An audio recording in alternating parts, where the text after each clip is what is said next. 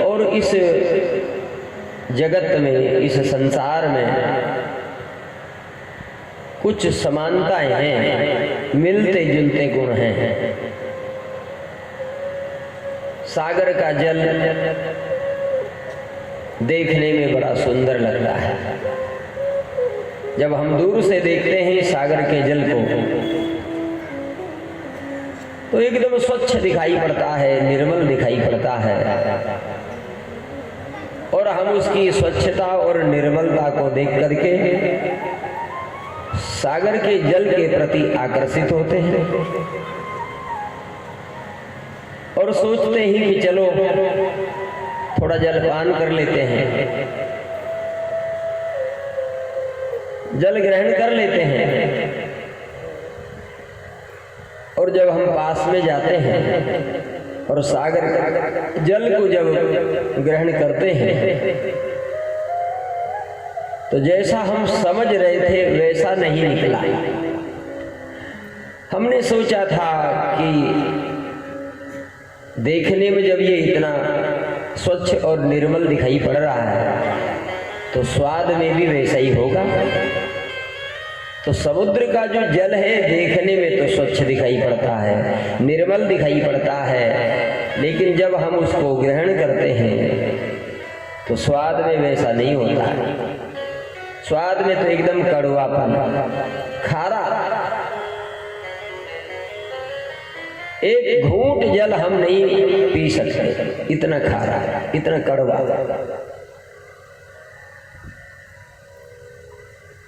तो सागर का जल देखने में सुंदर है, स्वच्छ है, निर्मल है, लेकिन स्वाद में वैसा नहीं है।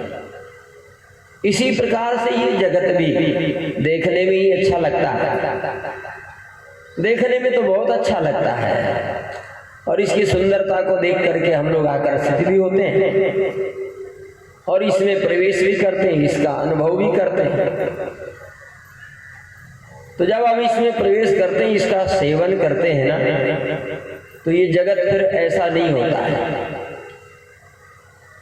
देखने में सुंदर, लेकिन परिणाम इसका दुखद होता है, परिणाम अच्छा नहीं निकलता है।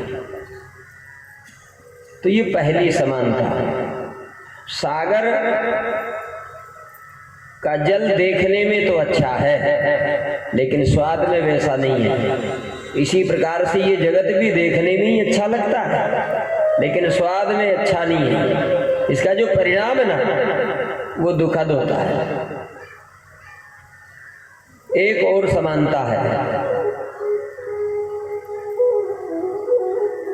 सागर में लहरें उठती हैं, बहुत लहरें उठती ही रहती है।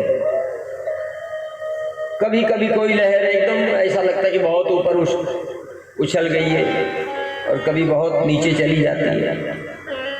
तो समुद्र में उथल पुथल होती रहती है, हलचल हमेशा होती रहती है। समुद्र का जल कभी भी शांत नहीं रहता है, हमेशा हलचल उथल पुथल होती ही रहती है, उतार चढ़ाव होता ही रहता है।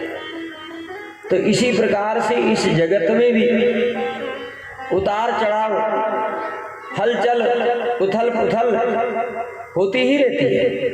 कहीं पर भूकंप आ जाता है और कहीं पर आग लग जाती है, कहीं जोर से बाढ़ आ जाती है, कहीं लड़ाई हो रही, कहीं दंगे हो रहे हैं। कुछ न कुछ जो है उतार चढ़ाव इस संसार में भी होता ही रहता है। तो ये दूसरी समानता, जैसे सागर के जल में उथल पुथल हलचल होती रहती है, बोले ऐसे इस जगत में भी हलचल होती ही रहती है। तो ये दूसरी समानता है सागर में और इस जगत में। एक और समानता है। सागर में दो तट हैं, लेकिन दिखाई पड़ता है एक तट। हम जिस तट पर खड़े होते हैं वो तट हमें दिखाई पड़ता है, दूसरा नहीं दिखाई पड़ता है।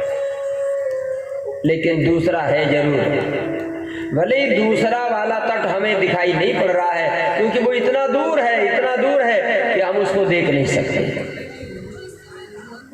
लेकिन हम ये नहीं कह सकते कि हमें दिखाई नहीं पड़ रहा, इसका मतलब दूसरा नहीं है। भले ही दूसरा तट हमको दिखाई नहीं पड़ता है, उसके बाद भी दूसरा तट तो है ही सही, दूसरा किनारा है।